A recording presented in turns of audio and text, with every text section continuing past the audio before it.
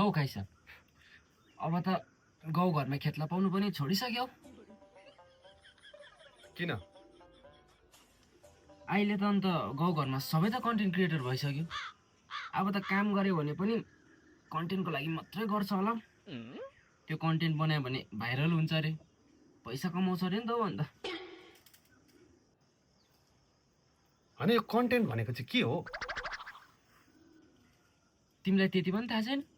यो कन्टेन्ट भनेको तिमी भात खायौ त्यही कन्टेन्ट, तिमी घाँस काट्यौ त्यही कन्टेन्ट, अझै लडीको भिडियो हाल्यो भन्छन् भाइरल हुन्छ अरे। तर भिडियो चाहिँ बनाएकै हुनुपर्छ अरे, त्यसलाई चाहिँ भ्लग भन्दो रहेछ। होइन यो ब्लग भनेको चाहिँ कुन चाहिँ सरकारी स्किम हो? के को हुन्छ हौ सरकारी स्किम?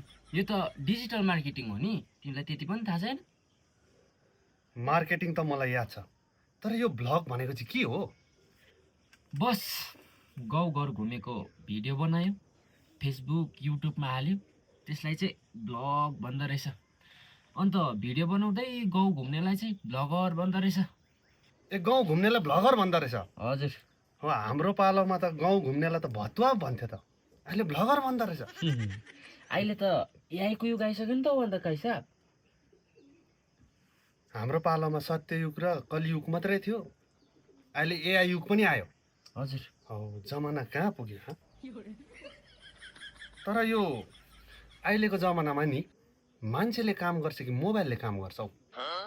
अहिले त्यही त कुरा हो त कैसा, मोबाइलले काम खोज्छ, मान्छेहरूले कन्टेन्ट बनाउँदै काम गर्छ नि।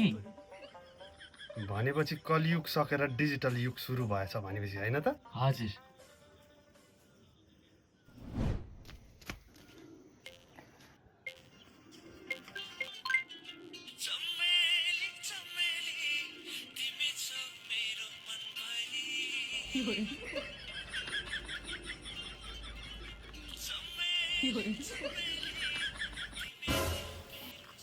होइन ओइ, त्यो भैयासँग नाच्ने त दुबईमा भएको कान्छाको बुढी होइन र त्यो? हो त अन्त त्यो कान्छाले विदेशमा किन पो भाँडा टल्काउँदो रहेछ भनेको त त्यसको बुढी ऊ भएसँग यहाँ मस्किँदो रहेछ र पो उता भाँडा टल्किँदो रहेछ। तर कैसा यही त हो त डिजिटल युग। हेर्नुहोस् त कस्तो दामी आएछ नि। म अपलोड गर्छु कि अनि तपाईँलाई ट्याग गर्छु नि ल। ट्याग होइन हजुर, मसँग कोलाबोरेसन गर्नुहोस्, मेरो पनि त फलोवर्स बढाउनु पर्यो। होइन ओइ, यो डिजिटल युग हो भन्दैमा अर्काको बुढाबुढी यसरी हात समातेर नाच्नु मिल्छ? मिल्छ हजुर। डिजिटल युगमा नअर्काको बुढी नअर्काको बुढा, अन्ली कन्टेन्ट क्रिएटर। होइन कस्तो जमाना आयो हँ? उहिले आफ्नो बुढाबुढी यतिको चाहिँ अरूसँग नाचेको देखेको भए बेलुका घरमा पुगेर चुला भत्किन्थ्यो कि अन्नार भत्किन्थ्यो कि ढाँड भत्किन्थ्यो थाहा हुन्थेन नि। अहिलेको जमानामा भनेको कैसा के भत्किन्थ्यो ढाँड चुलाहरू। अहिलेको जमानामा आफ्नो बुढी अर्कासँग नाचेको देख्यो भने आफ्नै बुढाले सेयर गरिरहेको हुन्छ। होला होला। त्यस्तो हुँदैन हौ काजु साहब। कोलाबोरेसन एक्सेप्ट गर्यो भने फलोवर्स बढ्छ, रिच बढ्छ, अन्त च्यानल पनि त ग्रो हुन्छ। त्यही भएर त भैयासँग मैले रिल्स बनाएको नि। होइन यो कोलाबोरेसन एक्सेप्ट भनेको चाहिँ के हो फेरि?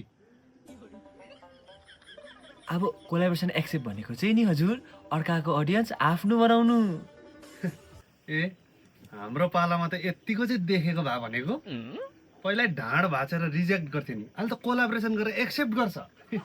मैले तिमीलाई पहिल्यै भनेको त कैसा, युट्युबको च्यानल खोल, फेसबुकको पेज खोल, पैसा आउँछ भनेर भनेको होइन? अनि यो पैसा चाहिँ सरकारले दिन्छ? खै कुनि त, यिनीहरूलाई थाहा होला नि, यिनीहरूले बनाउँछ।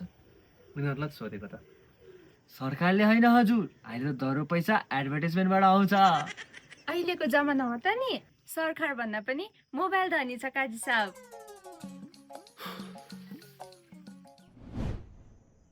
हेलो गाइज, म चाहिँ अहिले गाउँ यसो डुल्नु सिकेको छु। यहाँ पछि तपाईँले मकै देख्न सक्नुहुन्छ। यहाँ मकै चाहिँ गोड्ने बेला भयो, तर मकै मैले गोडेको छुइनँ होइन। होइन है माइला, तँ पनि कन्टेन्ट क्रिएटर भइसक्यो क्या हो? भयो नि अब त कैसा त्यो पनि ब्लगर। कम्ती कमाउँदैछ होला र पैसा, त्यसले ब्लग बनाएर। कति कमाउँदैछ हौ पैसा? त्यस्तो सजिलो भ्लगबाट कमाउने भए त गाउँको सबै भ्लगरहरू यति बेला करोडपति हुन्छ होला नि गाई साहब।